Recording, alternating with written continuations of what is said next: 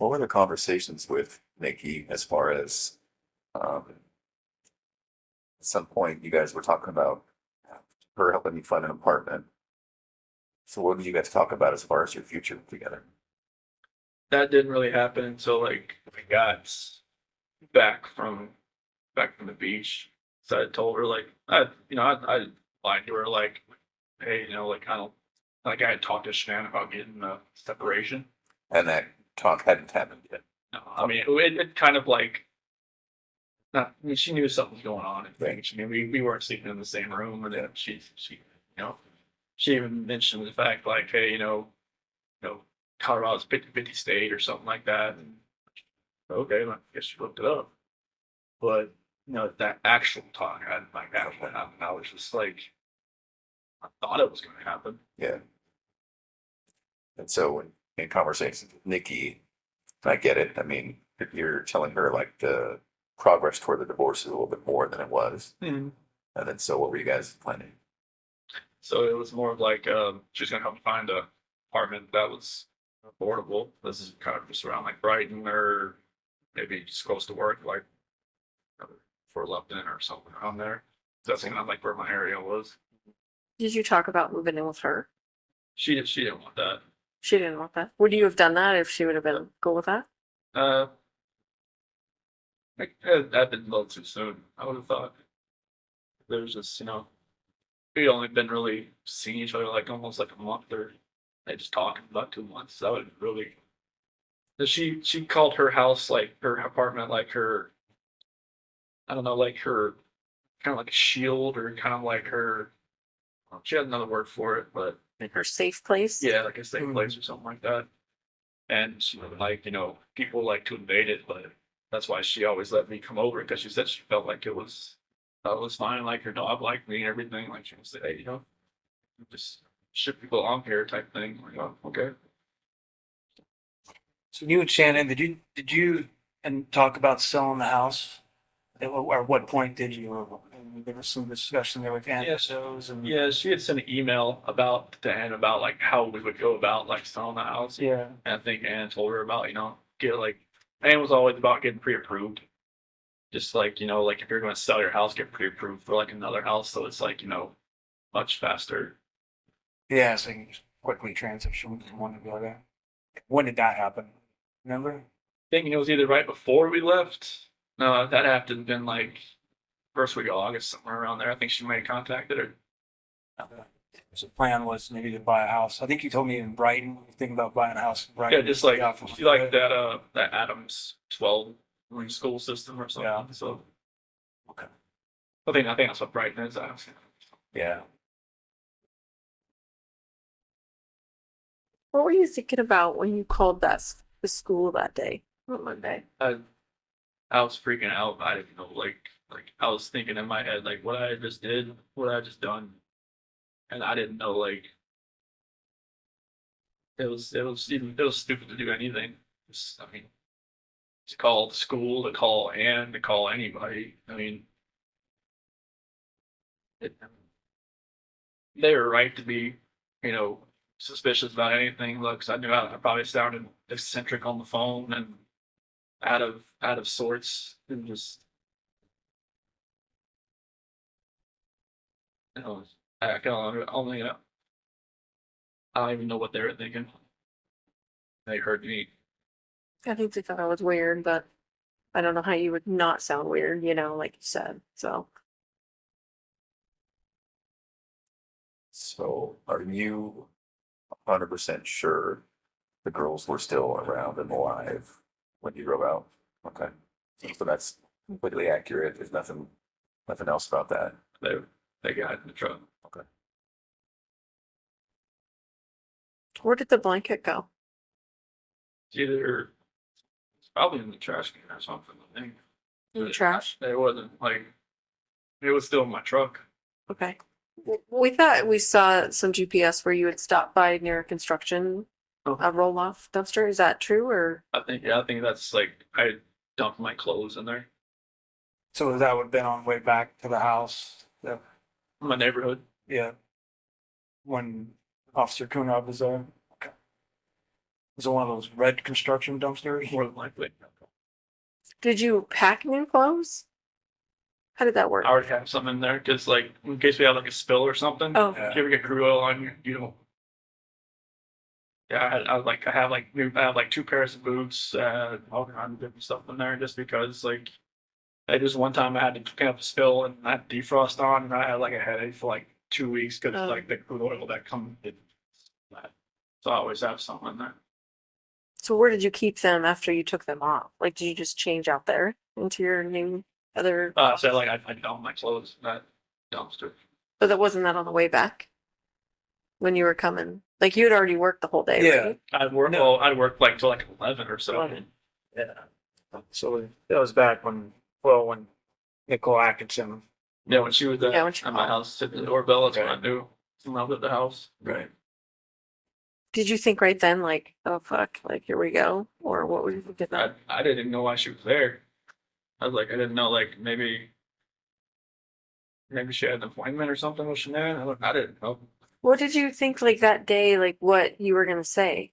Like what was your plan? Were you just gonna go home and be like, report to the police that your family's gone, or I like once, like, I had no idea what was going to happen. Like, after everything, I mean, I don't even know how I was even acting even normal to people that I was around. That's when, like, Troy and Cody and Chad and Melissa and all them, like, when they showed up on the site, I don't even know how I was even being somewhat even hearing what I was saying, but apparently they understood me. So I didn't know what was going to happen. Like I said, this wasn't like something like some Criminal Minds type. like well thought out? Yeah, it wasn't nothing like that. You're just minute by minute at that point. Yeah, I had no idea what was going on. So once the girls were gone, was it also just a minute by minute thing as far as the oil tanks?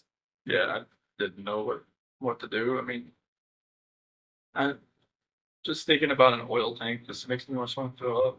And was that just because it was in front of you and there it was and just presented itself?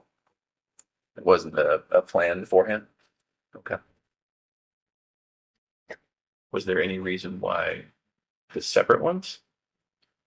No, it's like you said, it was like a going up, just going up the stairs, and it didn't. No, like what Frank said is like I was trying to separate everybody. That's not. No. No, Yeah. I didn't want to separate anybody. What was the reason? I can't even tell you. It was like I said, like something else was in control of what I was doing, and it was like I was doing something I never thought I would ever do in my life. Did you think there would be less chance of someone finding them if they were in separate tanks, or Sounds like a little. No, I didn't. Whatever my reasoning was in my head that day, it wasn't sound. It was nothing that's right. And you don't even remember thinking about it. No, it was like a reaction of something that I wasn't even thinking about. Can you talk about the trash bags? Do you remember that? Oh, with There were two. okay. Yeah, I was trying to, because like this she kept. I didn't want to, like, when I was putting the one coherent, I guess, thing I had, like, I didn't want the girls looking at Shanann while they were in the back seat. so what'd you do? Put a trash bag on one end and on her feet and on her head, so they didn't have to see. And they were just too little to kind of figure out, right? And they didn't. That's good. I just know, like, when I was driving up there, I mean, they were just, sitting there, just, kind of asleep or kind of just like, holding on to each other, laying in each other's laps. I didn't.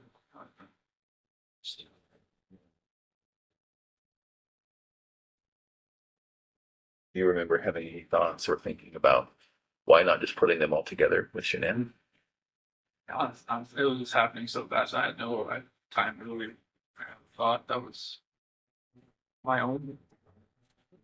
Okay. But I wasn't like dutifully trying to separate anybody passing away, trying to keep anybody separate. That's the best. And everything, Frank Sandy and Frankie said, like I don't hold it against them. I mean, they can hate me for, they have a right to hate me for the rest of their lives. They don't They hate you. don't. In fact, while we're on the subject, I speak with them weekly, and I told them that we were going to come here, and then hopefully would speak with us. And they told me to tell you, understandably, they're devastated. But they actually said that they love you. They still love you, and Sandy explained it. He's our son-in-law for 8 years. I can't just turn that off. So they don't hate you. They don't. That's amazing to hear that. Yeah. Well, and I can tell you, Sandy was the one that was most resistant to penalties in this case. And she told me that from the very beginning. That she didn't want that. It's God's decision. It's not her decision. And then she told me that even then. So it's not just a one-time thing that she has said it to me. It's been over the whole course of the event. So that's probably one of the most honest things someone's ever told me. So it's pretty amazing. Faith is, she's obviously a believer. So am I. I get it. So I understand it. That's amazing to hear that. Yeah. Good people. I would have figured they would have hated me for. They don't. I mean, yeah, anybody would think that. I certainly would have, but I have to admit, I was surprised, really taken back by that, but they certainly don't. So. What did they say when they knew you were coming out here? They said they want to know details because they need closure, and that's really all they want, and they want to keep it private. And I said, well, absolutely. We'll talk to them about what you told us, and just so they can put it past them because they're having a hard time dealing with it and trying to get past it all. And I think that may help just to know. Closures, I mean, my parents still think, like I told them I pled guilty for a reason, Right. Right. and like I told it to them when they had that video phone thing in Colorado the day before. Like I pled guilty, like I plead guilty for a reason. Like I didn't just, I knew other people were watching. I didn't just go in and just say anything. Mm-hmm. Like they seemed to take it and okay. What And made you do that, Chris? What made you plead guilty? I didn't want anybody else to. I didn't want them to go through this for 2 or 4 years. I didn't want my attorneys to lie for me for 4 years. Like they would have done anything I told them to do. Sure. That's what they're. I don't see how they can do that. Like that's what attorneys do. Like they take their defendant and they say like, what happened? Okay, we'll go with that story. Like I told them everything I just told you guys, and it's just like they got together. They're like, well, if they ever offered a plea deal, would you ever want to like just plead guilty to? I'm like, yeah. I mean, if we can end this, end it. Like I was like in September, I told them that. Really? Yeah, they but it was way too early, and prosecution was still doing their investigation, grabbing evidence and all kinds of stuff, and that wasn't even really on the table. So I think it was in like around Halloween. I think that's when the prosecution went to Frank and Sandy and Frankie's house, and it's talking like, if we can end this, would you be open to that? And that's when like the whole death penalty and everything, all that Right. conversation happened. And I guess they were surprised that it would just be over. Yeah. And We were all in shock. I'm not gonna lie. yeah, that was like, It's like we were going 100 miles an hour and then we just hit a brick wall. Like that's what it felt like to all of us. So I mean, obviously you had more time to yeah, I mean, contemplate it than yeah, us.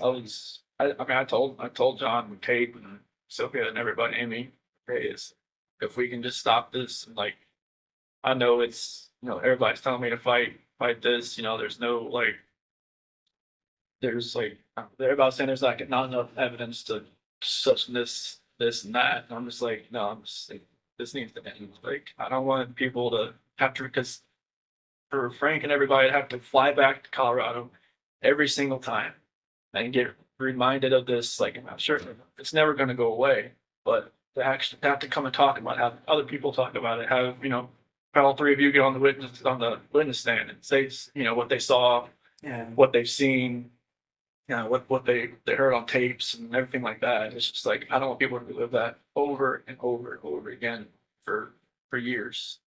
Like, if I could just end this for everybody, and then like, if there's any closure at all, they could start then instead of like 2022. Right. Like, everything just like, 'cause I know it'd only get worse for everybody. So did it have anything to do with you not having the death penalty? No, like, I mean, honestly, like when I was sitting in that cell, I felt like I should have died. I mean, I was listening to everybody telling me like, hey, if you do this and this, you can hang yourself in that cell. You could do this and that. They were like telling you stuff. Yeah, you could drown yourself in the toilet if you wanted to fill your toilet bowl up or something like that. It was, they've been there a bunch of times.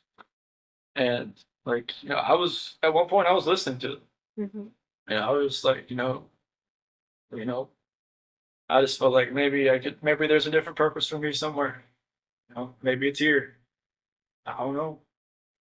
Like, I prayed to God every day that He would move me away from Colorado, like move me away from like the DOC there, because I just knew, like, 'cause they were saying there was a hit on me. They said if I was going to a DOC in Colorado, like, I'd last a week and I'd be dead because of like the gangs and all that kind of stuff. So like, I just felt like God moved me here for a reason. And hopefully I can help people that way. But like, I didn't want my family, I didn't want Shanan's family, all of our friends, like, having to go through that, because after a while I knew it was like this stuff was everywhere. And I knew like all her Thrive friends, everybody that was just like, it would just broke, just put that hole in their heart just a little bit bigger every time. I didn't want that. So I knew it would have gotten worse. I didn't want it to get any worse than it already was. Did you ever think about, well, it could be very believable what I told him. It could be very believable that Shanann did, end the girls. So maybe if I tried to convince people that, maybe if I fought with my attorneys on that, maybe I could lessen it somehow. Did you ever think about that? Honestly, I never even thought about the story until you guys mentioned it. Yeah. No wonder. I never even thought about it until you guys mentioned it. So what did you think about it once it got mentioned? Like, I just went with it. I didn't, like, I knew my dad was out there. I knew it was like, I knew they would probably believe it because, my mom and my sister just never really liked Shanann. I knew, like, I mean, through all this, like, I got letters from some of my friends that even said, when we went to your house, we could see, Shanann was more of a dominant personality and more of like, hey, you're always helping with the kids and everything. And just, you're a great dad and everything. We could see, a couple things that I never saw or, whatnot. And even my best friend Mark can say, there's always, something, I didn't really get with Shanann. I was like, nobody ever told me any of this stuff, but okay. But yeah, I never thought about that story. And, that's what my attorneys were going with. And then, like, I think it was probably the second week I told them, like, what had really happened. What did they say after that? They were quiet. They were writing it down. They said they wouldn't judge me. So I told them. I told them everything that happened. And they, appreciated, like, I guess, most of the time, their defendant or their, defense don't, like, tell them actually what happened. No. Yeah. They just, tell them, all right, get me out of here. This is what happened. But I told them what happened. I didn't want them going, if this was going to go like anywhere in courts, I didn't want them to be under a false pretense and like get surprised. So I know like there was probably things that you guys probably knew that maybe if I lied to them and just told them, no, this is what happened, that it would have like made them look, foolish and stupid and just like, unprepared. And I'm just like, this is what happened. And they, they appreciated me telling them that. So now they would be prepared, and that's when they were saying like, you know, if it was ever, you know, if we ever went to them, the prosecution, say if we could end this, would I be open to it? I'm like, if it could end, then I know there was like, wasn't her phone found on the couch or between the couch cushions? Like, did you plant all that stuff? that's threw it in there. You just threw it in Yeah, there? I Why did you do that? I don't know what was going on that morning. Like even like, you know, her watch, her phone, like I, you know, if I was actually like if I'd planned this, I would probably just take it out to the field and you know. But What you know, about her ring and stuff? What were you thinking about that?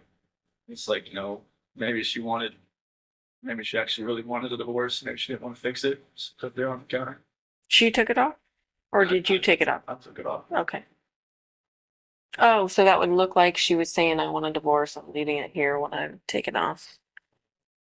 I see. So the phone and her watch and the couch, was that morning before you left to go to surgery? That's I think Nicole's son found it or something. Yeah.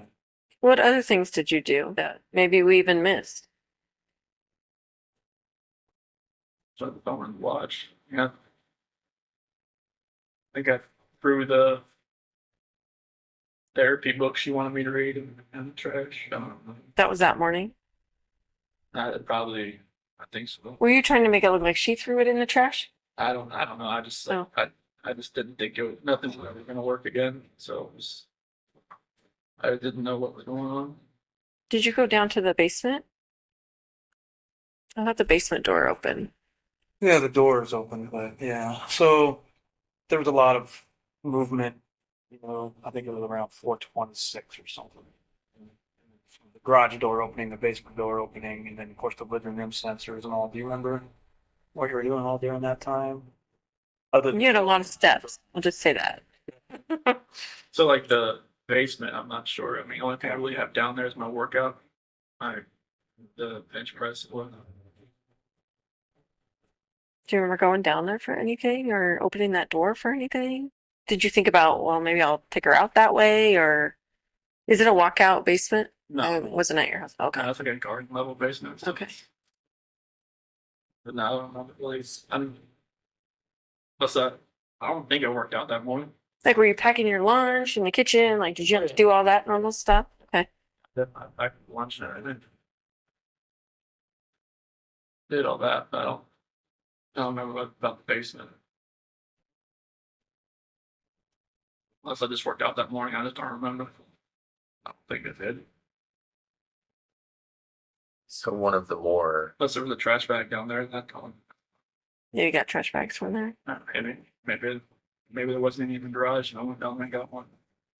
Do you normally carry a roll of trash bags in your truck? No, So there was a roll in the I truck. was. Yeah, I mean, maybe I just grabbed it and brought it with me. Then. That would have been kept in the basement, maybe, or It's not in the garage. in the garage. I'm sorry, what were you saying, Graham?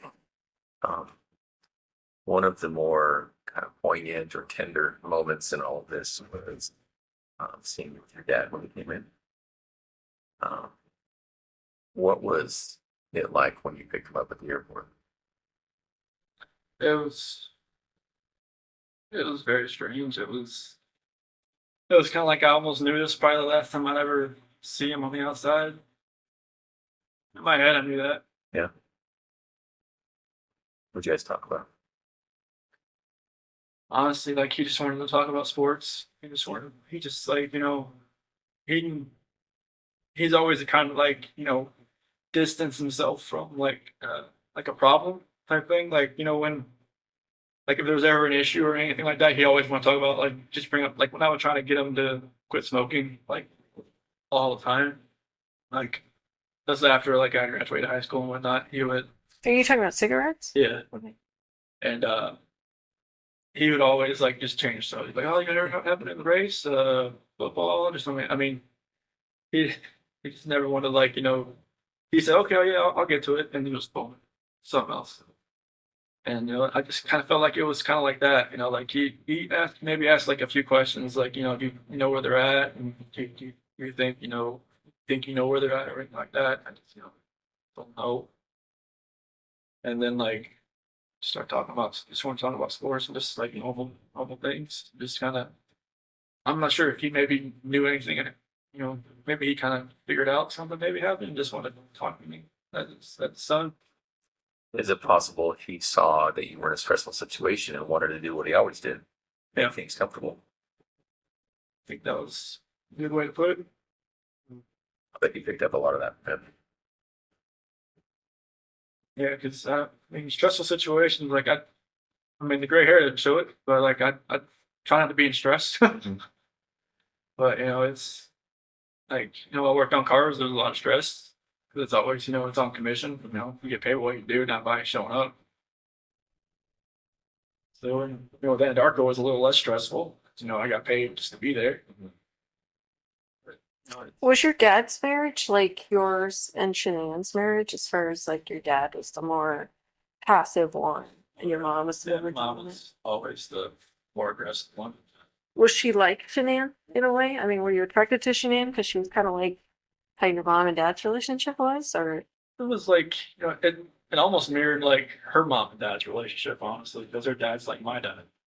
Because they're both like kind of calm and cool. Like I could see that, yeah. mom's very. Sandy rules that roost. Oh yeah, yeah, very. And it's just like I kind of related it to that Mm-hmm. because like her mom always said like she always told Shanann that she would marry somebody else kind of like her dad.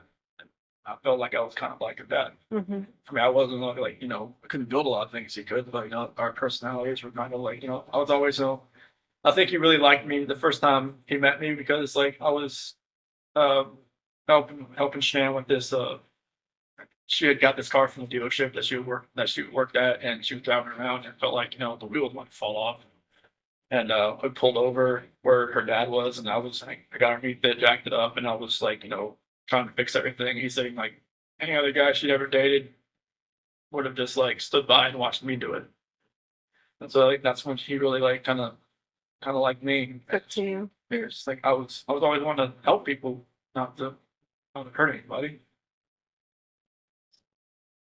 Well, and you helped her all through her lupus, and you're at the colonoscopy, and you're jacking up the car. And Yeah, I mean, anytime she had an issue with like Carter at the Dirty South Customs, like I would just go out to work, Mhm. see what I could do with it. I would just do whatever I could to help. well, and I think one of the reasons Frank and Sandy work so well is because Frank let Sandy be Sandy, Yeah, and they probably both saw in you that you let Shanann be Shanann. yeah. I just like I didn't try to change her. Right. Like I just let her be who she is. Yeah. She's like she's gung ho. She's she knows what she wants. She's gonna go get it. Yeah. And I didn't say, hey, you can't do that. And that's what her first husband. Yeah. She controlled everything. He tried to be Sandy. It didn't work. And she turned into almost like me. She was like, she just kind of like laid back and just kind of like let him do what he was doing. And I think she learned after that she can just be herself. And with me, she could definitely be herself. Yeah. So that's how it worked. So, do you think your dad had any inkling? Because I'm trying to remember the timing. He showed up when you were still walking around. You weren't in any trouble yet. Ronnie came in. Yeah, I had met with you the night before Mhm. for like 3 or 4 hours. And then I was at Nick and Amanda's house. Yeah. We met there, and that's when I went to go pick him up. Okay. And you picked him up. It was early that morning, right? He was like 10:30, I think, when his flight came in. Okay. And then so from there, you guys probably drove home and then to the police station. Yep. And the talks there were no type of confession from you. Okay. No, it was like he was just gonna wait. I told him like, it was like that barbecue joint down the street. Like, it's good. And was, he told me he never left. He didn't. I wasn't lying. Yeah. He's faithful. He was. I mean, I don't know how he lasted that long without food. We ended up giving him food. Yeah. Oh, okay. He was great. And the reason I ask is because when I look back and watch the video, now knowing what I know after talking to you today, I can see how genuine he was. But I just didn't know if you guys had come up with some sort of plan. Okay. No, we never even talked. I know better than that. If I had told him anything, he would have probably just told me to tell them right away. I think you're right. Now, he would have still loved me either way, but he would have told me you need to tell Yeah. them like right now. Yeah. Like you don't need. I mean, I didn't think I was gonna be there for 14 or however long it was, like 10 hours or something that day. You were there a long time. Yeah, but it was. You would have told me just to say, just to tell you. Did you know walking in there that you were gonna tell us? Or did you think I didn't. I mean, I knew there was a reason you brought me back in. I know. Well, for the. what did you think about the polygraph? That was horrible. Why did you say I that? don't know how you do that. Why do you say that? Because Tammy's a torturer. I am not. No, like. I mean, Tell me. You answered. Oh, you asked me questions for like 3 or 4 hours beforehand, and then you do the polygraph, and it's like you just break down somebody's brain to where like. Too it's like much just or too what? much. Jello, and it's just like I know it's you guys have a job and you have a plan, and that's what you executed it. So she's thorough, right? There's just there's Yeah. no way to get out of there without the truth. No, I mean I kind of knew like because right when you asked me about like Saturday night, when I told you about the walking, I was like, man, she was like going through her head. I was like, Well, we did know we found out about Nikki right before the polygraph. I figured that out after with meeting with John and everybody that Yeah. she had met with somebody from the CBI like on the 14th or the 15th. I was just like, they were talking. Oh, okay. So you already knew. So, but I mean, I didn't know how extensive it was, but yes, we knew. yeah, I mean, I walking in there that day, just walking into that room, I knew I wasn't walking out. Yeah. Just the feeling I had walking in that room. Yeah. Just I mean, I don't remember if the polygraph stuff was already in there. I think it was. It was, yeah. But it was. I knew it. I just feel like sometimes when people, do the bad thing and they stay, like some part of me thinks, well, I think they're here because they really want to tell us what happened. Because it's not normal that you want to keep all that in. Like that just kills people on the inside, and I could tell it was killing you that day. Yeah, I mean, it was just like that. The 13th when I slept in the house, it did nothing. I didn't know. I think I slept maybe like 2 hours because I just finally just got so tired. I just fell asleep. I had every light on. Nothing felt right. What were you thinking about during your media interviews? I didn't want to do it. Why did you do it? Did you feel like you had to do it? I felt like, they would have just kept knocking on my door until I answered it. And like, I didn't even set it up, but Nicole Atkinson set it up. She told me, hey, Fox, Is she the one who set it up? she said Fox is going to be at your house at 10:30. Like, what? Like, okay. And, I think I even called you about it. Like, what do you recommend that I do? And he's like, it's kind of up to you. Like, okay. And I called one of her friends, what should I do? And she said I probably wouldn't do it, but I just felt like,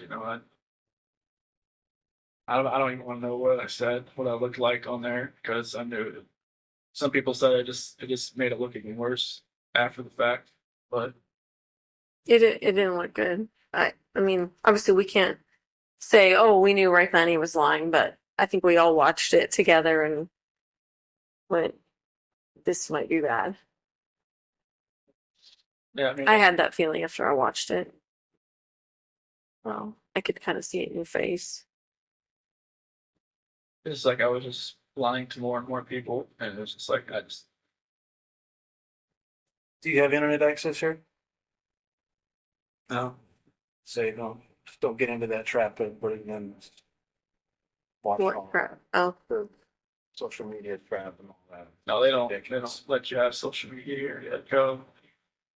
I think some of the GP guys are getting like these little like tablets or something that are like the size of like a older iPhone or something. mm. I think they can use like email, but I'm not sure about like social media. No, definitely no social media. But, like, I'm not sure about internet or not. But Mhm. this place is kind of like a dead zone fire for phones, anyways. I would think. I don't know. We're getting service, which is weird. Yeah. I didn't think we would. Right here. Yeah, right in this room. Maybe it's just kind of like a hub of Yeah. Yeah. This is the spot. Yeah. Computer room, you would hope that it had some. Did you talk to Nikki afterwards? After all this happened? on the 13th. 13th and the 14th. What was that conversation like? It was the 13th, kind of like, It was more text and then maybe a phone call, like a phone call. And then she thought maybe Shannon like took off with the kids. Like just, because I was telling her I didn't know where they were and all that. And in the 14th, she kind of like, I think she kind of thought something may have happened because they hadn't come back. Why do you say that she might have thought that? Her, she kept asking me like some weird questions. Like she kept asking like questions that only I would know, but she was testing to see if like it was actually me on the phone. Like What do you mean? like she would ask like, like what's my dog's name or like what do I like what yoga studio do I go to or something like that. And it's like, like I'll just answer like I'm and then like another thing about oh, I'm not sure if this is you. And it's like okay. Is this through text or is this through calls? Yes. Oh, okay. So she wasn't hearing your voice. Okay. Yeah. Is it possible she thought you'd been arrested and we were on the phone? More either Shanann had my phone or somebody else had my phone, or like maybe maybe she thought it was the Well, hopefully Shanann would know all the answers to those questions, right? no, this is Nikki asking me. Yeah, but if she's asking you your name of your dog and what yoga studio, and Yeah. like, wouldn't Well, maybe she thought, maybe I was with Shanann. That she was just trying to find out who she was. Mm. But yeah, like some of the conversation, like on the 14th, got a little weird. I think that's when she met with CBI or something or FBI. I'm not sure who she met with first. So she talked to you after she met with? No. Oh, So it's like she had told me like this is the last time you'll probably hear from me. I'm going to stay at my friend Jim's place. All this is all going on. She said not to contact her until this is done. She told me to delete everything, and I didn't delete everything. Okay. I'm not sure why I didn't delete everything, but probably helped you guys out a little bit. But She told you to delete everything? delete all conversations Did she tell you why? that deleted. I don't think you can ever delete a text message. we're pretty good at getting deleted text messages. Did when your dad came in, one of the first things you guys talked about, he said, kind of quietly, I cheated on her, I cheated on Shanann or something. Your dad didn't know until that time? No, they had, when I was in North Carolina on August 6th, when I spent most of the day with my parents and my sister and everybody, they had, I had told them like something like, this, I don't think this is gonna work. Like, or with what happened with the nuts and everything, and they're not being able to see the kids. They're like, this is the first time they had talked to me, and pretty much. Oh, because you went 3 weeks or something, right? Yeah, because Shannon told me to call him while I was at the beach just to smooth everything out. Because she was like, "All right, whatever's going on in your head, you need to fix this." But she didn't want She didn't want the kids to see him. She didn't want to see him.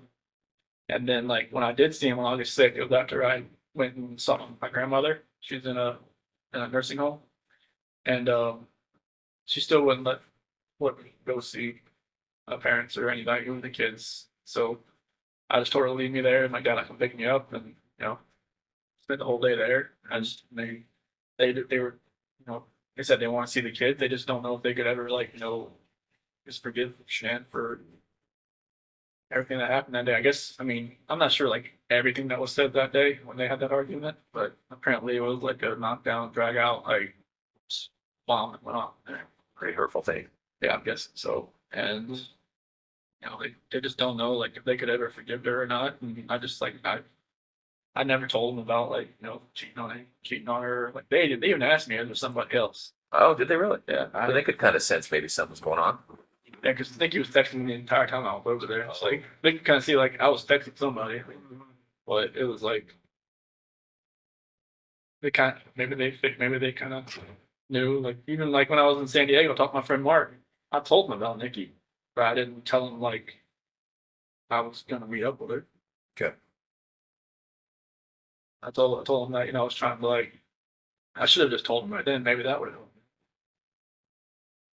I know maybe he had an instance where there was a girl coming after him, and she was engaged, and he ended up getting with her, and then were together, and then she cheated on him.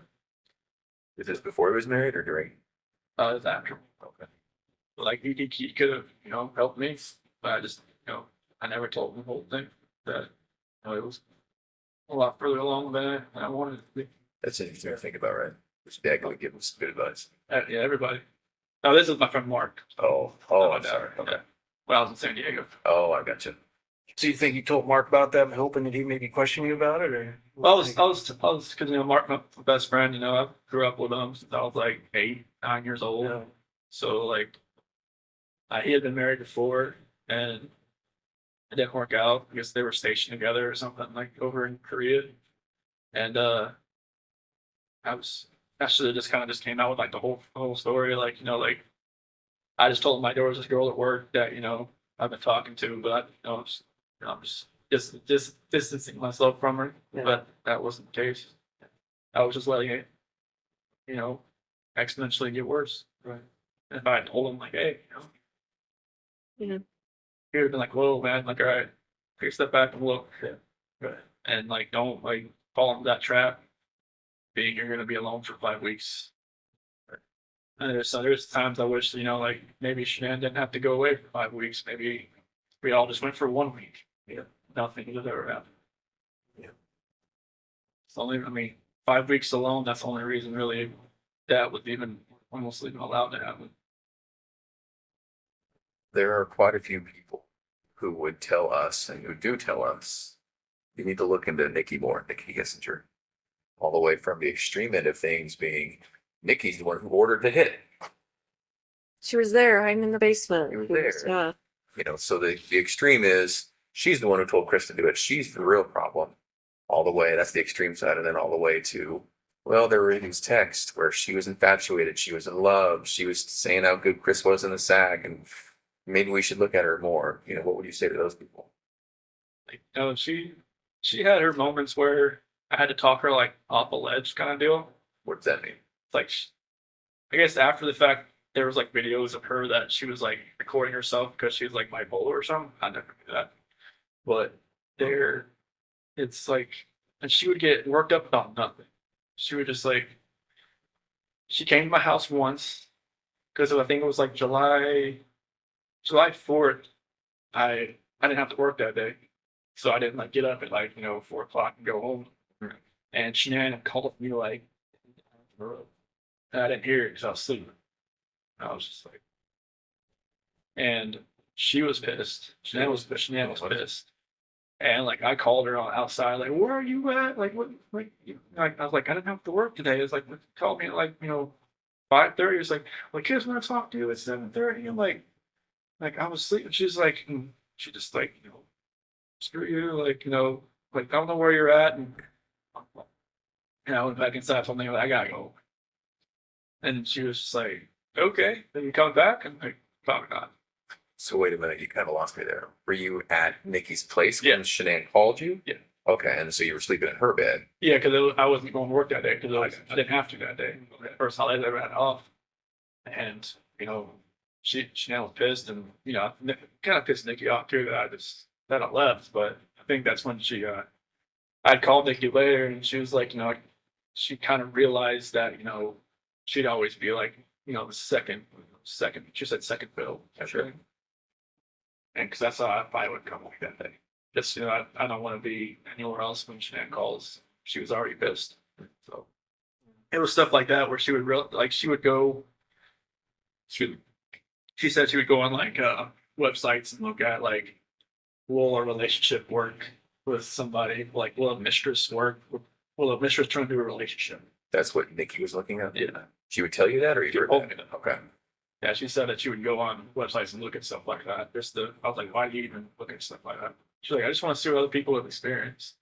But like, so that confuses me though, because I thought earlier you were saying she thought you were heading toward a divorce.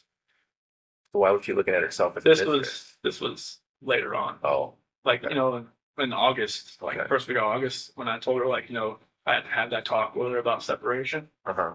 That's when like she started looking at like apartments and stuff. But like during our July relationship type thing there, Oh, I see. that's when she was looking up like, you know, it will actually work.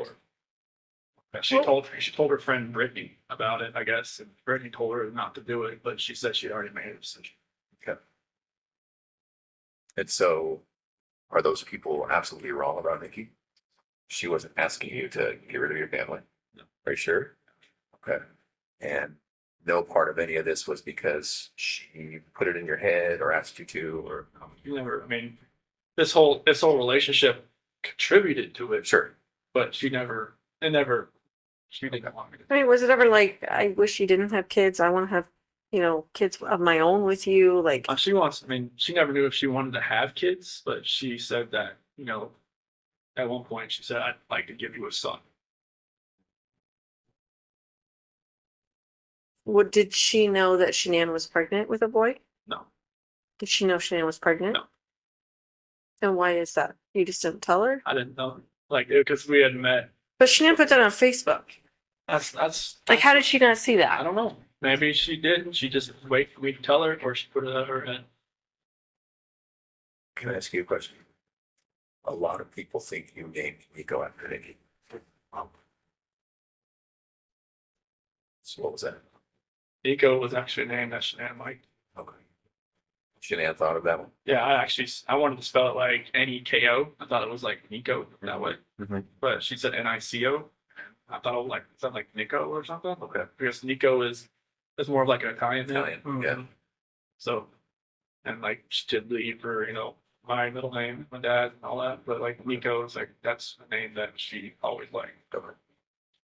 Did she name all the kids? She named Bella and Celeste? Yeah, Bella because Italian means beautiful. Marie, mom's middle name. Celeste is her grandmother's name. Catherine's Sharon's middle name. Did you have any input in their names? I just liked them. I was like, if we had a third child, I was gonna maybe we could have like Lee in the middle name, but I knew like the girls' names. And it's, I love those names, so it's like that's cool. Mm-hmm. Especially like with the we have little nicknames for them, like Belle and Belladine and Cece, obviously. So that's good, but yeah, Nico was.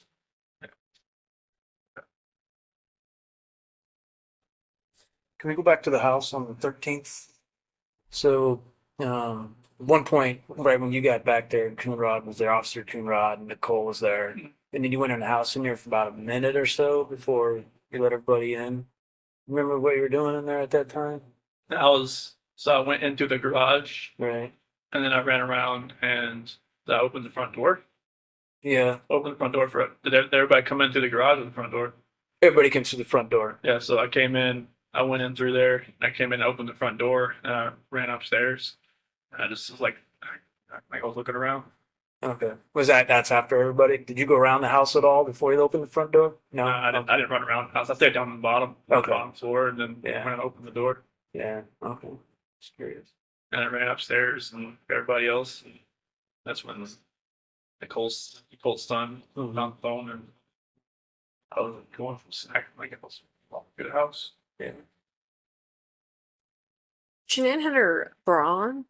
Was that normal that she would sleep in her bra? Every once in a while. I mean, she just got home from the planes. She didn't even take off her makeup or anything. Maybe she was just that tired. But normally, I don't know. Did it not come off when you guys had sex? I don't think so.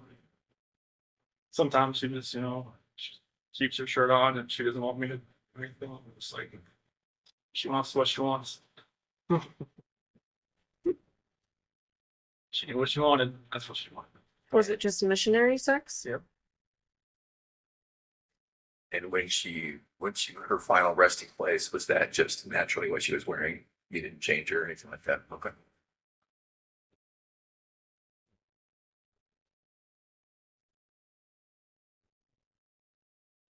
Did you have to see any of that stuff? Pictures or anything? No. That's not true. They said I could. I was like, no, I don't want.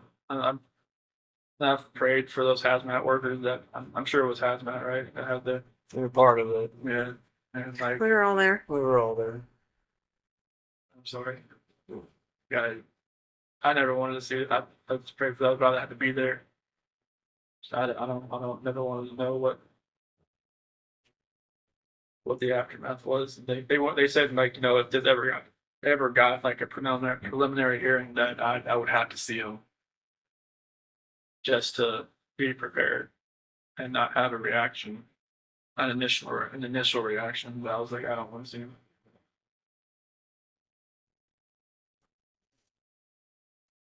Do you feel like your lawyers were fair to you? Yeah, I mean, they were my only human contact, really. You know, they're kind of like almost like a guidance counselor, almost. Did you feel like you were driving the bus though?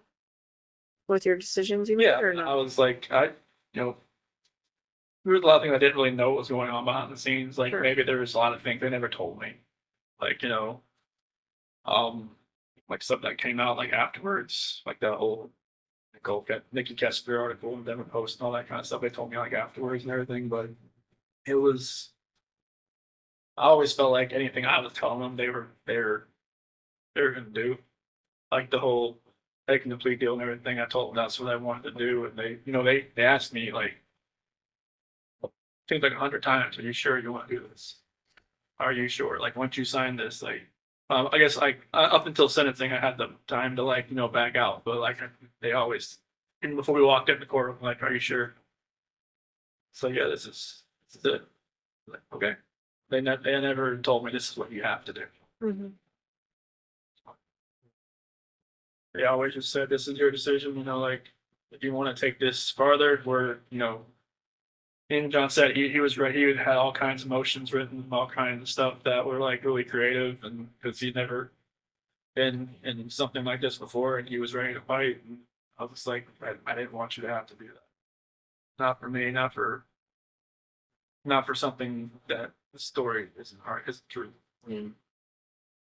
Because it would just only got worse Right. for everybody, for all three of you, for everybody that was involved in it. Are you still glad you did? Yeah, I mean, I never thought I'd be in prison the rest of my life, but like I don't want people to have to keep going through this every day of their lives, knowing that there's a trial hanging over their head, or I mean, if it ever got that far, I don't know. But like, I didn't want people to have to relive it every day. Yeah. Did they have to ever see the pictures? Say that again. Did they have to ever see the pictures? Frank and Sandy and all them? No, they've never seen them. They saw some things. They didn't see anything bad. Okay. Yeah, we shielded that from them. That's one thing I just didn't want them to have to see anything or hear anybody talk about what anything any part of it. Or like, anybody best their daughter, like anybody to ruin, like, to hear what, some of my friends had a negative, impact on her from her, or like had a description of her that didn't match, something like that. I didn't want them to hear that either, but I didn't want them like, anybody had to trash her memory. Like I wanted like them to know like she was, she's a loving wife, she's beautiful, she always helped everybody else, all of her friends, her Lucas friends, everybody. I just wanted I didn't want anybody to take away what she did. We tried to get you to say that night. I know, but do you remember I that? remember I was just like, I know you obviously weren't ready to say that then. I don't know, it's like, like after my dad left, we both came in like, all right, we got most of the story. Let's get to the true story. I was like, I just wanted to bang my head against the table. Well, in the end, I think you did the right thing. And even though it's hard to hear, there's a lot of people who thank you for what you did. I think your whole life has been thinking of others, except for one brief moment. I think you really did think of others when you made that choice. So I personally thank you, right? 'Cause it would have been hard for the three of us to go through about this hard and for everyone else about that hard, right? As anybody that was family or friends, Right. But, it's exponentially harder for everybody. Yeah. You did the right thing. So you haven't told your parents what happened. You just told them I'm pleading guilty for a reason. And I've told them like on the phone, even because they're still, You should fight it. You should get. they've got letters from like Australia, from England. I mean, of like the 35C in Colorado and stuff, like improper counsel or something like that. Ineffective counsel. Effective counsel, and I mean, some of the stuff they've they've said about the Thrive patch, how it's not like FDA approved, how it can alter somebody's mind, like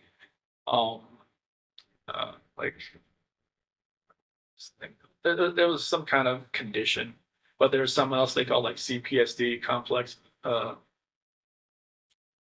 post-traumatic stress disorder, or something like that. Have been like some people from England have had it. It's like they've been in an emotionally abusive relationship or something. I mean, it's like, some of the little subjects they put in there, like, yeah, I can relate to it, but like it doesn't make up for the fact what happened. But like they've got a lot of support from, they've got a lot of hate mail, a lot of phone calls, a lot of like, stuff like that. I wish they never happened. But they, they get some support, which is good. But on the phone, they still think, there's a chance that I could get out. Yeah. I mean, you don't want to ever think your kid's going away forever. Like, Yeah, I mean, You don't wanna fathom They tell me to fight it, like, they don't, not every day, but on their bad days, yeah. they'll get a bad message or a bad letter, and then they'll just revert back. Is it more your mom or your dad? My mom, she loses it a lot Yeah. on the phone. My dad's usually trying to, like, hey, don't talk about this stuff on the phone with him. Because it's gonna rile you up, and it's gonna make him go back to his cell, and he's just gonna think about that all night, Right. and that's what happens. Yeah. Would you ever want them to know what you're telling us today? I'd rather just tell them myself. Yeah. So they're coming. I think they're gonna try to make a visit in like May or so. So they don't, do they still think that Shanann killed him? They still believe that, even though I told them I pled guilty for a reason, but they think that I was their words like railroaded by belief. Yeah.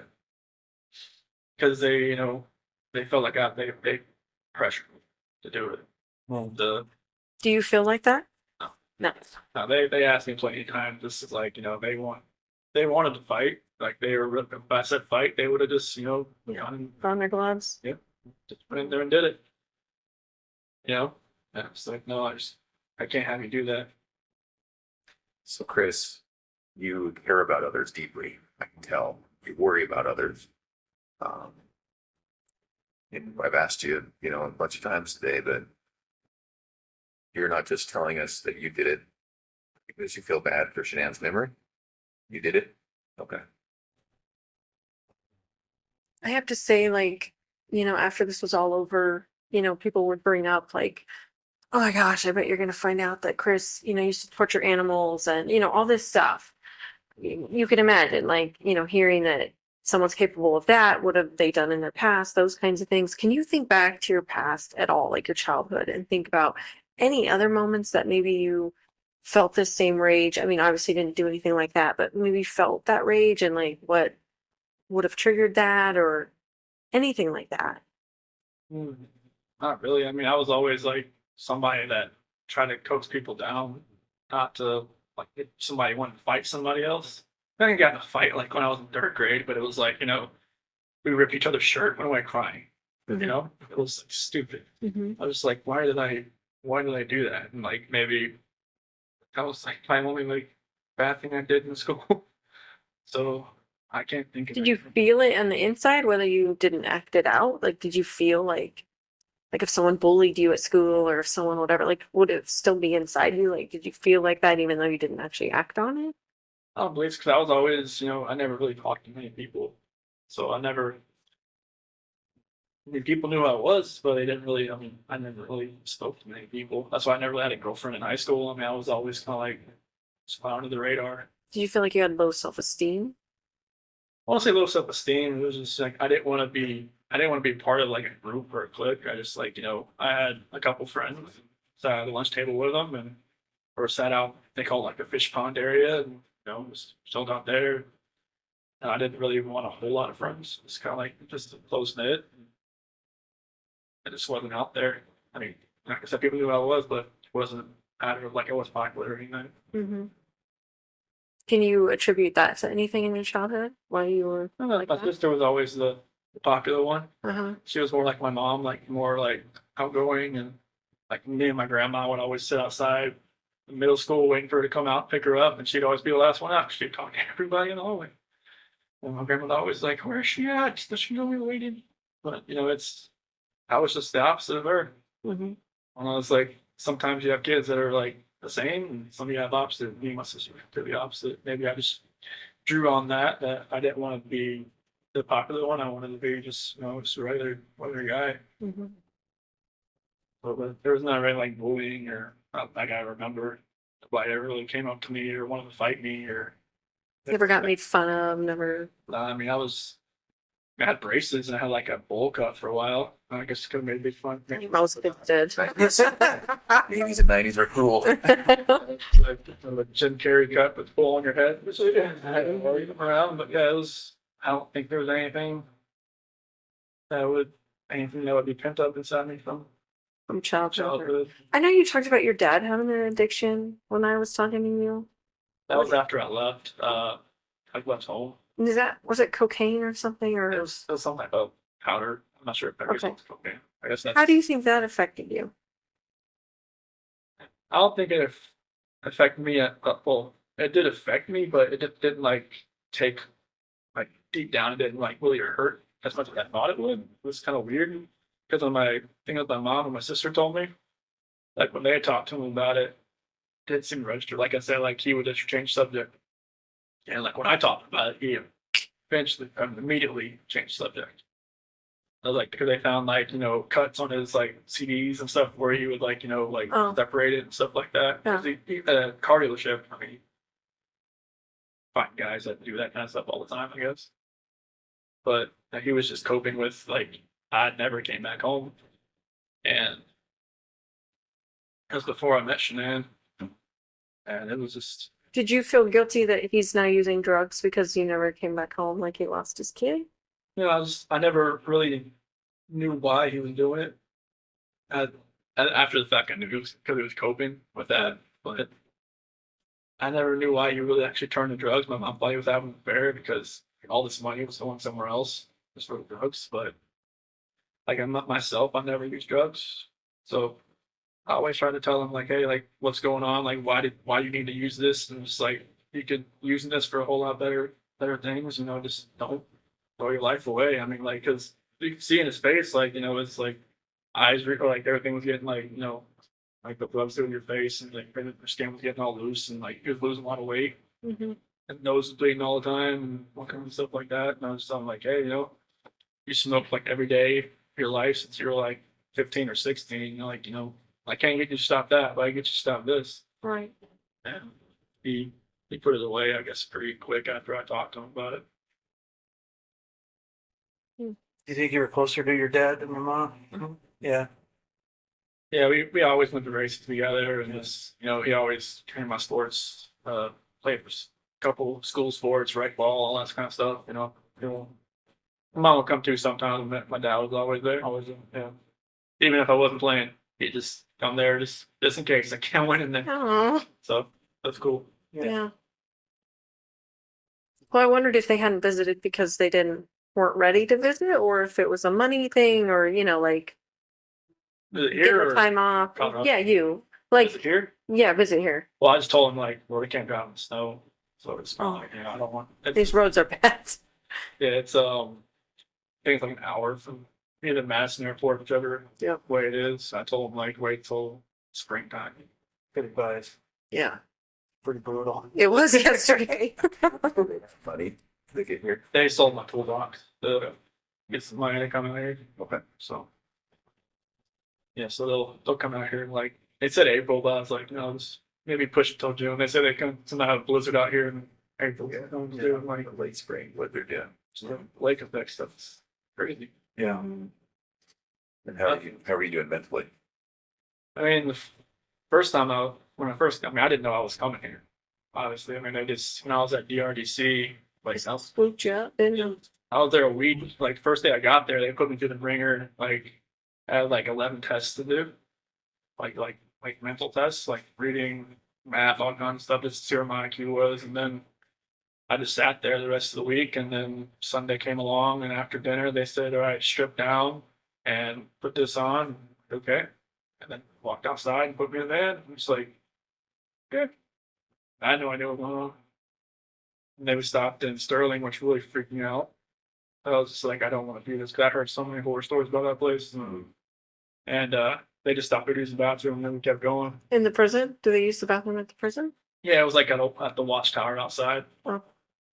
And we went to Nebraska, sheriff's office there, and then another sheriff's office in Iowa. Used the bathroom, eat breakfast, then got here. I asked him. I only talked to him once. I'm like, "Can you tell me like where we're going? Like just the destination state?" He's like, "I don't know." So there was like it was like one of those like transport vans, like where it was like at just the middle where I was sitting there, and I could see out the window, and I could see like they would put in an address each time. Like they had like 4 sets of addresses each one they had to go to. They just would never tell me where we were gonna end up. What did they say your IQ was? And I was like 140, 35 or something like Is that high? I don't even know what. That's really good about that. Yeah. that. It was taking me back to high school for real. I'm like, Train parts of the city and all that stuff. yeah, there was a lot of word problems, a lot of like geometry, a lot of like patterns. Like if this was moved this way, and then there was like a series of them. Like, all right, what's this right there? Just a lot of stuff like that. But like the further you got along, harder it got. I'm just like, it's like great. And it was like they give you this little take that pen and take the little tube out in the middle. That's where you're using to fill in the little No. Scantron sheets and everything. Felt like I look in high school again. Do you know how long you're going to be here? Neither do I, by the way. You know, are you going to get a job? If since I'm staying here, well, since I'm gotten staffed here, they have to work. Oh, so what's your job now? Okay. They haven't moved me out of the acceptance and evaluation, assessment and evaluation. You're still in that phase? Okay. And how long will that take? Oh, right now, like since I've been staffed here, I'm just waiting for them to move me over to a different unit. And are you in Gen Pop right now? No, I'm in a unit. There's like 11 or 12 of us on there. There was like 22 when I first got there, but they've been transferred to the other prisons around. So what are the other guys like? They're like, they're fine. Like the first time, like I sat out and ate like a breakfast or lunch one, I was You're nervous here. I was just like, this hasn't happened like not since I just never happened. Yeah. Like I said, they locked the hallways down when I got moved to Colorado. Well, I've heard that. So it was like being next right like this, eating next to somebody. I was just like, they're gonna like take a spork and try to stab me or something or what? But it's totally different here. I mean, people know who I am, but like they don't like run at me or jump at me or like. Apparently, the guys that work here, they know that I guess other maxes are like you lock down like 22 hours a day Oh, so then this is an all right place to be? for like Like comparison? for other max guys. Good. They said it's the best max but the worst medium. Oh, Because if you're max, you're working, so you're out at your cell working, like if you're a clerk or if you're in the kitchen or if you're in the rec area, you're doing something. okay. But yeah, they said like if you get staffed here, it'll be best for you. Plus, they said it's not as like rowdy as some of the other places. Oh, that's pretty intense. Yeah. So like, I mean, I'm going to the GP area. I just don't know when. And you think that'll be while you're here? Mhm. Okay. Yeah, they said like I guess it could take it takes a while to get moved from max to medium because in Colorado I was classified as minimum restrictive, but with the charges it would have been medium. But here it's automatic max. And what are the other guys in for, They said most guys in here for like gang snitches and sex offenders and mainly people that have 20 years or more. So people who were in for a long time and who would otherwise have a pretty hard time at a jail. Yeah. For whatever they did, Yeah. whether it be snitching or Yeah, like children or. yeah, there's some people from other states here as well, and guess there's a couple cops here too. Okay. Just just things have happened, and they just don't think it'd be better. It'd be a lot better if they're here, not at another. Yeah. Okay. So what kind of jobs are available? Well, it's like they'll probably have me in the kitchen more than like that's where everybody starts out. Like either washing dishes or like, you know, putting food on the trays or helping, you know, pots and pans, something like that. Right. So they have like libraries. They have like, you know, I think this is the PSU area, the psych area. So they'll have like different guys doing clerk stuff around here. I mean, they have over like 300 GP guys here that are like live here. So they have a job for every one of them. Wow. There's even a guy that shovels the sidewalks. We saw him. Yeah, I saw him. Yeah, yeah. I don't want I don't want to be that guy. Not here. Do you go to therapy? Do you see a psychologist? Do There's you actually the one her name's like Javier or something like that. She seemed like once a month. And she's actually from Aurora. really? Yeah, it was weird. I walked in there, I saw a Bronco flag. I'm like, okay, who are you? But yeah, it's So does she give you therapy or no, she just like talks to me just to see if I need anything or like if I need psych meds or if I need anything like that, which I declined all that stuff. But most people in my unit have meds. just to have them, or do you think they need them? Well, it's like a special management unit. Like they just put me on there to keep me away from GP. And like most people either like just have like some type of medication they're on. You don't take anything. No. They just keep me on there until security advisor says, you know, he can get moved to GP down the hall. What kind of stuff like food and stuff do you miss the most from the outside? Food? Yeah. Well, I know from, you know, my last time in North Carolina, Bojangles, that was really good. I don't know if you guys ever go to North Carolina or no? Is that barbecue? It's like it's chicken and biscuits. Mm. And that barbecue place down the street from the PD. Mm-hmm. Pretty good one. Smokehouse. Yeah. George Boys. Yeah. Yeah. Yeah, the burn ends. I miss that. And just, I miss Shanann's cooking. That's for sure. Like her spaghetti sauce and her fried pizza. Fried pizza. I don't think I've heard of that. What is that? Never.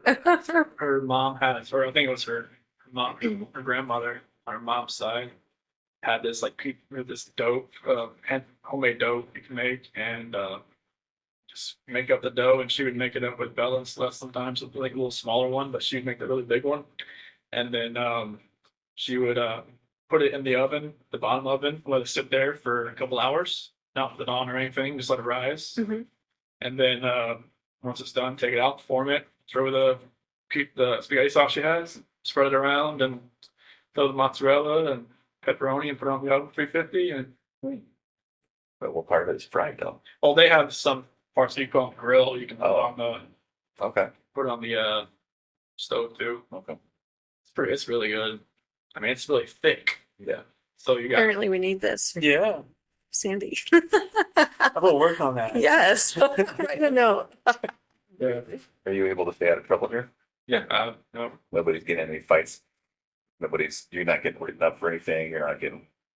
I try to keep a little bit out here. But I don't want to. Because they say if you get like 2 contact reports, they'll ship you out if you work here. Yeah, well, To another location. Yeah. Oh, so then does that incentivize people with their nose down? yeah, Okay. yeah. Because I guess a couple guys got busted for having a cell phone. Oh, Oh, how they got it in? No kidding. Yeah. Like that stuff just baffles my mind how that stuff gets to. I mean, they won't even let, like, if somebody sends me a letter and it has like like someone sent me a Christmas card with glitter on it, they'll let me have it because glitter. Like it's contraband. So like, yeah, I don't have people get cell phones and stuff in here. So what do you do with all these letters that are coming into you? Most of them, like, I just have like this. If somebody writes me once, I'll never write them just because I don't know like who they are, like where they're from. I'll keep it. If it's like a weird letter, I'll straight up throw it away. If it's like a supportive letter, I'll keep it around, just like, supportive letter. And then like I've had some people like write me like a second, third time, but they've changed the way they talk, or like they've said different things. Like there's like this dude in like California that wrote me. He's a senior in high school, and wrote. He's like, okay, dude. I'll look up the name, like, okay, shred it up, threw it away. He wrote me again like 2 weeks ago. Totally different. Like never mentioned like his age, never mentioned his setting, like, hey, like I support you, I'm like all this, like that. Like if I didn't recognize his name, I would have known like he was just an 18-year-old kid, senior trying to just like probably just get information. trying to, because there's been like journalists and like other people like you could kind of tell like they ask a lot of questions. Mm-hmm. But I try to like take into effect who's writing me and like just not to respond. Like I've responded to a few people just because like either my parents have talked to them on the outside and then I kind of know, okay, it's a real person. Oh, But like there's some people that like it seems like they're just trying like to get help for themselves too. Like some people ask like, like just for spiritual advice. they're asking for spiritual advice from you. Yeah, like, if they're not asking about the case, I'll write them back. If they ask about the case, I don't write them back. You think you'll be in love again? There's a lot of women out there that are in love with you. No. No. I don't think that's gonna happen. I'm not the guy that's down the street or whatever it is. I've heard enough about that guy since I've been here. What have you heard about him? The guy engaged over a letter. He did, yeah. That's pretty insane. But yeah, I don't see myself being in love ever again. Do you have some ladies that are giving you a lot of, like, just telling you that they're in love with you and that kind of stuff? Well, I've had a couple letters that have been like, I hear you get a lot of letters from lady friends that tell you all you need to know. I'm like, I don't get those letters. Trust me. Like I guess there was one letter in Colorado, someone sent me a picture of them in the key, and then it's like went on from there. That was like the only letter I ever got. That was like that, but the press took it and just went with it. Yeah. Do you ever get requests from the press? Mhm. And how does that work? Just tear it up. So are you personally are declining? Well, I don't like kind of back. Would they allow you to talk with them? Would they allow Minnie to talk with you? No, I guess foundations have asked to come in here and talk to me, but they had told them no. Oh, But I've gotten letters from Denver station who would not want to talk to me. Mhm. And then quotation marks off the record. I'm like, yeah, right. Okay. Anything I write. yeah, you're right. Yeah. So yeah, I just tear it up, throw it away. Have you thought about, like, writing a book or anything like that? No, it's nothing like that.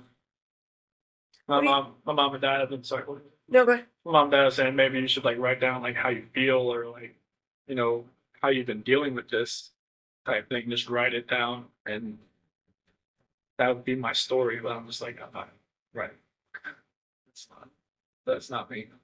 I mean, I've always had a really crazy imagination as well. Like when I was a kid, like I even convinced my teacher I went to Japan over the summer or to China or something. But she said, you should write down like, your story, like how you cope with this. Why did you convince your teacher you had gone to another country? It was just like what you did over the summer, and I was like, oh, I went to China. You're still right. She actually believed it. I was really convincing. So you're a smart dude. Yeah. It was, and they parent teacher conference said, so how's China? What? Nope. So earlier you were talking about how it's experience you're gonna want to help people. What do you mean by that? So like this couple letters that I've gotten, like this one girl, she's in like an abusive relationship and she just can't find a relationship like with God. And like I never read the Bible before all this. Like in Floyd County I read it. It's, Right. in the segregation hole there, it was like that was the only book I got. And I was like, okay. I read it cover to cover. And I never thought I could, being how many pages were in the Bible, but it stuck with me, and like I've been reading it more and more here. Like I got a different version here. I've just been reading it, just writing down like a couple scriptures a day, like to give to my mom and dad. Mhm. They've been like making a little journal and stuff like that. And my uncle Johnny and his wife, Martha, they're actually missionaries, and one of my cousins is actually as well, and they've been helping my mom and dad. They looked at a couple of my letters, and they were amazed at how mature I've gotten with like the Bible and everything with Scripture. Man, it just like one gift that I did get was a good memory, as far as like being able to memorize stuff, right? And like that's what happened with cars and with the oil field. I can just memorize acronyms like that, and I've been memorizing a lot of different scripture. I can just kind of like help people that way. It was like there's been inmates that have left my unit and went to a different place and have written me just to ask, like, can you give me a couple scriptures to help me through this? Like, do you know of any? I was, I could help somebody that way. That's good. Do you get to go to school or anything? They don't have any of those programs here. They don't. That's a accepted or evaluation prison, so they don't. I think this is when they have the sex offender class in here. Mm. That's the only thing they really have. You gonna go to that? No, no. I always ask, like, why do people go in there? And they're like, you don't want to go in that class. You stay away from that class. I'm like, okay. Yeah, that's the only thing they have here, but they have other, like, that's like the map of the prisons they have here. Yeah, I was looking at that earlier. Oh wow. They have a lot here. Like 3 right in this area. Yeah, they're down here. I was just amazed that one thing I did see out the window when I first, there was like a neighborhood that was right next to the prison. Yeah. So it's like, is that The same thing. yeah weird? Because like in Colorado, it seems like they're all like out in the middle of nowhere. Yeah, Right. Sterling's been going on. Yeah. Hey. Easy. Well, we might take a little break right now. Well, I think it's almost time for you to eat lunch. yeah. Like 20 minutes. Yeah. Felt like the polygraph. Everything just like look up the time. I'm like, oh wow. It's been 4 hours. Holy cow. They might let us come back and help you. Okay, There might be a couple more things we want to go over. Okay. Is that something you're up for? awesome. Okay. And then the other thing is, we might be back in a month and a year and 2 years if you're up for it. Now that's way down the road, but I guess maybe in the back of your mind, just think about that. I hope so far today's been all right for you. Yeah, it's been. Honestly, when I walked in, I was just like, wait, I know these. Where do I know these guys? I look at you, I'm like that. That's not the site counselor. That's oh my gosh. Okay. Yeah. They're Colorado people. So then that's past that A&E sergeant. I was like, all right, who am I meeting? Like, oh, not the A&E sergeant.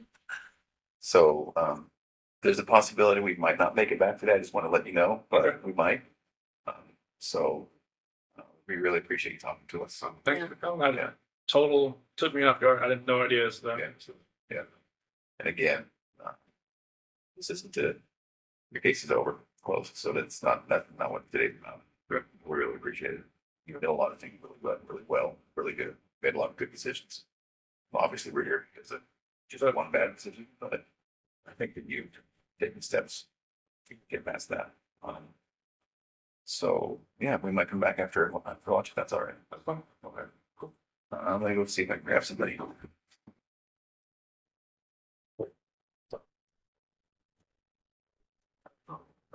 Yeah, what are you guys planning to? Yeah. I think I had the better drive. I think you probably did. Yeah. Mine was like 50 minutes. Theirs was like 2 hours. It Yeah. was snowing. It's pretty Like nasty out there. effect. Yeah, the wind's blowing. Not like wind like Colorado then. It's a hell of a lot colder. Yeah. Well, and yeah, the roads aren't getting cleared like they would get cleared in Colorado. I think they just have so much. Yeah, out it there. comes in and just bombs. Yeah. Colorado it just melts within a couple hours. Right. Here. Just, honestly, I haven't seen it melt here since I've got Well, that's the thing. Everyone's Yeah, houses are piles. just piled, you know, like, oh, it's the next snow, and they just pile it on top. So it doesn't look like anything melts. no. It's just a problem. So. Okay.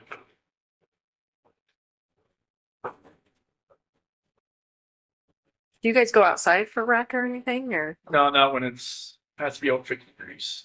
Oh, you won't be out for a while. No, they have like a rec, like a little basketball court down the hall from where my unit is. So we get there about 5 days a week for like 40 minutes. Nice. It's a good chance to just get out and just run around a little bit, and just Mhm. stretch your legs a little bit. Yeah. Any weights or anything you can use? Yeah, there's some weights in there. We go with another unit, and they're the infirmary unit that goes with us, and most of them are like in wheelchairs and whatnot. So kind of like I just let them do. I don't want to get in the way. Just like let them like there's like the pull downs and the Right. lats and all that kind of road machine and stuff like that. So it's pretty cool. Yeah, but I think they have like a track or something like that you can run around. Once we can go outside. Mm-hmm. Colorado, they let you go outside. Like, I never went outside, but like at the DRDC, they just said, "Do you want to go outside? Let you go outside. That's cold." Thanks. Buyer beware. Like, hey, should I go eat more wreck today? You're like, no. No, it's like 30 degrees outside. You can go outside if you want. It's like, okay. But their version of wreck was like they put you out in a little cage and let you like kind of walk around for a little bit. Yeah. At the RDC. It was a little different there. Hey, if we don't want to come back, I just want to let you know, I talked to your dad the other day. Okay. And just to get your property released to him. Oh, that phone and stuff? Yeah, your Okay. phone and what else? Wallet. Your wallet. Okay. Yeah, and we have some other stuff too, so, but I have to wait for the DA to release all that stuff and then Okay. red tape crap. So Gotcha. then we'll send it off to him. Okay, awesome. Thank you. Yeah, I know he wanted my phone just so that Yeah. yeah. On pictures on there. That's what it said. I think I had that phone since like 2016, so there's a good amount on there. Yeah, If we don't make it back today, it's gonna be because of some of their scheduling. It's not that we don't want to talk to you some more, It's fine. there's more things we can't talk about. Okay. But if we don't make it back, that's why. Okay. Yeah, it's a holiday, so I figured they'd be pretty much open. Yeah. Yeah. So I didn't see many people walking through the hallways and like came down. Usually there's a ton. A Mm, visitor or what? No, just a ton of people, just like workers walking up and down. Oh, seemed pretty sparse. Yeah, it did seem sparse, didn't it? That was one thing I was talked about when I walked around here. I was always used to seeing everybody in handcuffs walking around the hallways. Yeah. Here. That is interesting, right? I thought the same thing. I couldn't tell who was who. Yeah, it's like You can't necessarily you tell. got you see the red tag, it's like an inmate, but somebody else somebody works there. Oh, Or like somebody that's like actual civilian works here. so then you're not in shackles and handcuffs that often? I haven't been since I got here. You're kidding. That's why I was amazed. I was like, when the guy took me in the hallway, I was like, anything? No, just keep walking. Yeah. That's my psych counselor was saying. This isn't max when she first got here. Like, no, it's like max or something. Hmm. It just like, if you want to act up, they'll put You'll you in. abuse it. You'll earn those shackles back. Oh yeah, they'll put you in handcuffs, take you to the hole, Yeah. yeah. and then they'll ship you out of here. They have a solitary here. Oh yeah, they'll strap you out in the bed. Oh, yeah. Yeah. Jeez. Can't move. Yeah. Well, reminder. Yeah. Behave, right? Yeah, it's like don't Not that don't you need it. don't but- pass food. Don't pass anything that's not yours. Otherwise, you're gonna. Do you get to buy like commissary and stuff? It's different here. It's like a bubble sheet instead of like Colorado was like a little touch screen you do. Uh-huh. But here it's like a little Scantron. You send it off to like Missouri. I mean, it's the same company, but it just takes longer to get here. Hmm. Yeah, it's Like what kind of stuff can you buy? like ramen soup and peanut butter and oatmeal, like lemonade mix, stuff like that. I usually just get the oatmeal soup. Do your parents put money on your books then? Yeah, I'm not sure how like that restitution stuff's gonna work. I'm sure like that'll like whoever sent me money on the canteen will probably like it'll take a little bit of it too. Oh yeah. Right here. Okay. Great. Yeah. All right. Thank you. Thank you, Chris. All right, thank you.